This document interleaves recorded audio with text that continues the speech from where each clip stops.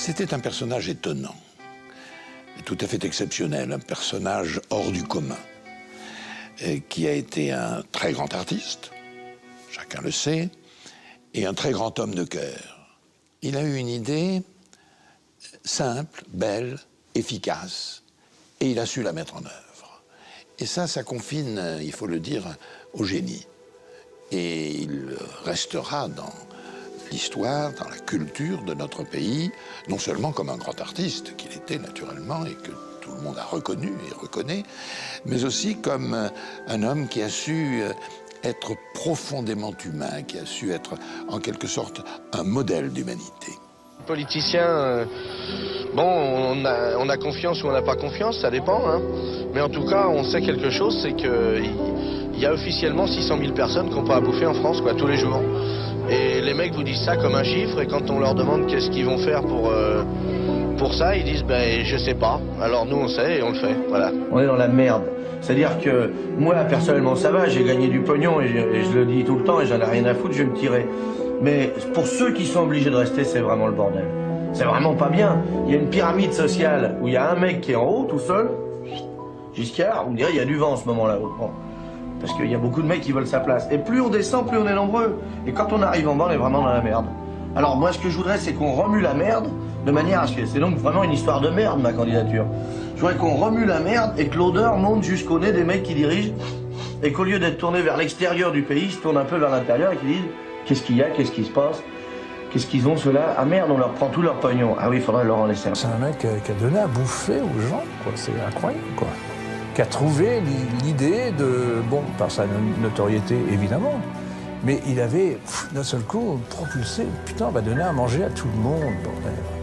Dans ce pays, qui est un pays où il y a de la bouffe pour tout le monde. C'est pas normal que les gens crèvent de faim, quoi. Il est donc allé voir l'abbé Pierre, à qui il a remis un chèque d'1 million de francs. C'est vous dire, tout ce que les Français avaient donné, c'est de vous dire à quel point Coluche tapait juste.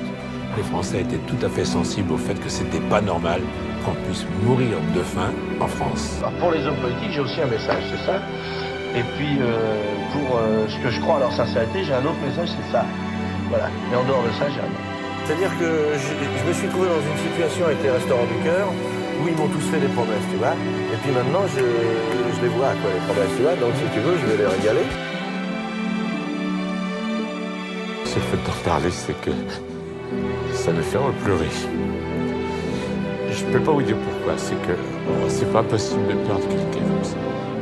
Et que la mémoire revient instantanément, c'est-à-dire ce coup de téléphone où j'ose pas poser la question, mais... Et le dernier dit, il est mort.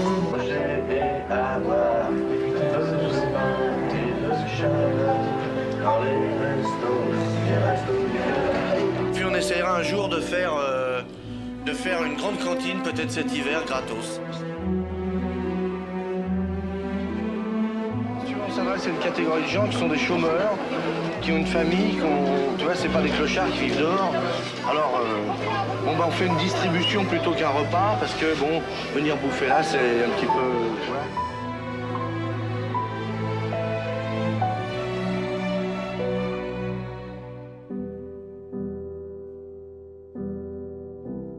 Je voudrais rendre hommage au Resto du Cœur.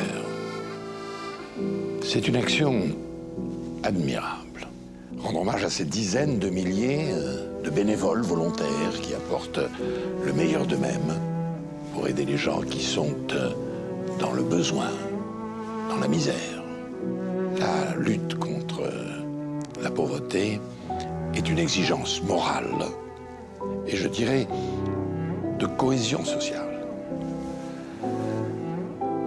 Depuis 20 ans, depuis que les restos existent, tous les gouvernements, qu'ils soient d'un côté ou de l'autre, se sont engagés dans cette lutte pour essayer de s'attaquer aux racines du mal, ces racines que sont le chômage, l'exclusion, les discriminations.